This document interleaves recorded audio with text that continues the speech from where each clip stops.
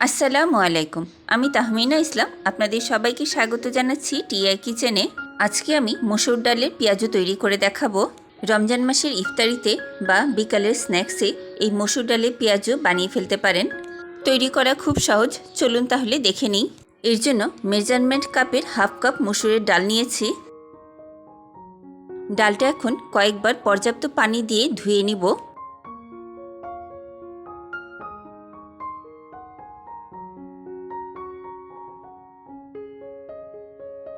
ডালটা ধোয়া হয়ে গেছে। এবারে কিছুটা পানি দিয়ে ডালটা ভিজিয়ে রাখবো 2 ঘন্টার জন্য। 2 ঘন্টা পর ডালটা আরেকবার ধুয়ে পানিটা ঝরিয়ে নিয়েছি। এবারে ব্লেন্ডার জারে দিয়ে ব্লেন্ড করে নিব।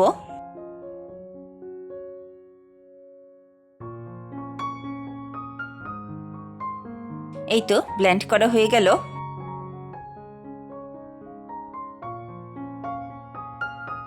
পেঁয়াজের জন্য 4টা পেঁয়াজ কুচি করে নিব।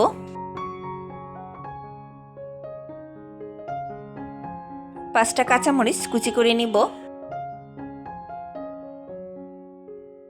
কিছুটা ধনেপাতা কুচি করে নিব। সব কিছু একটা প্লেটে তুলে নিব। এবারে যেটা করতে হবে, এই ডালটাকে 10 মিনিট ফেটিয়ে নিতে হবে।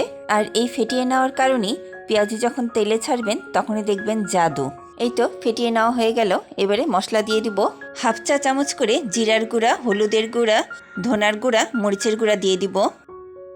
এবারে কেটে রাখা পেঁয়াজ, কাঁচামরিচ, ধনা পাতাগুলি দিয়ে দিব।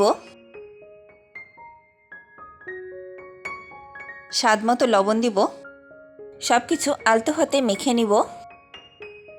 পেঁয়াজের ব্যাটার মাখানো হয়ে গেছে। এবার একপাশে রেখে দিব। চুলায় একটি ফ্রাই প্যান বসিয়েছি। এর মধ্যে পরিমাণ মতো তেল দিয়ে দিব। তেল দিয়ে তেলটা ভালো করে গরম করে নিব। তেলটা গরম হয়ে গেছে। এবারে একটা একটা করে পেঁয়াজুগুলি তেলের মধ্যে ছেড়ে দিব। পেঁয়াজুগুলি গোল শেপ করে ছাড়তে হবে এমন না, বরং এবড়ো থেবড়োভাবে ছাড়লে দেখতে আরও বেশি ভালো লাগে। চুলার আঁচ মিডিয়ামে রেখে পেঁয়াজুগুলো ভাজতে থাকবো। এক পাশ কিছুক্ষণ ভাজার পরে উল্টে দিব। পেঁয়াজুর ডাল ফেটিয়ে নেওয়ার কারণে পেঁয়াজু যখন তেলে ছাড়া হয় তারপরে পেঁয়াজু ফুলে ডাবল হয়ে যায়। এই পাশও কিছুক্ষণ ভাজার পরে উল্টে দিব। পেঁয়াজুগুলো কয়েকবার উল্টে পাল্টে ব্রাউন কালার করে ভেজে নিব। পেঁয়াজুগুলো ভাজা হয়ে গেছে। এবারে তেল ঝরিয়ে উঠিয়ে নিব।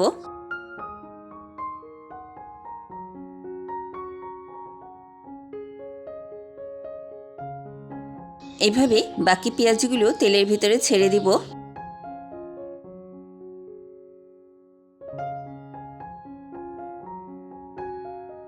একইভাবে সবগুলো পেঁয়াজু কয়েকবার উল্টে পাল্টে ভেজে নিব।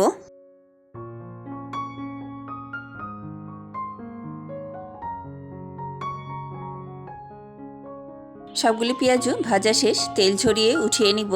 এরই সাথে তৈরি হয়ে গেল গরম গরম মসুর ডালের পেঁয়াজু। আজকের ইফতারিতে খুব সহজেই এই মজার পেঁয়াজু বানিয়ে ফেলতে পারেন। ভিডিওটি কেমন লাগলো আমাকে কমেন্ট করে জানাবেন। ভিডিওটি ভালো লাগলে একটি লাইক দিবেন।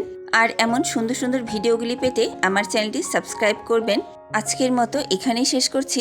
ততক্ষণ ভালো থাকুন, সুস্থ থাকুন। আল্লাহ হাফেজ।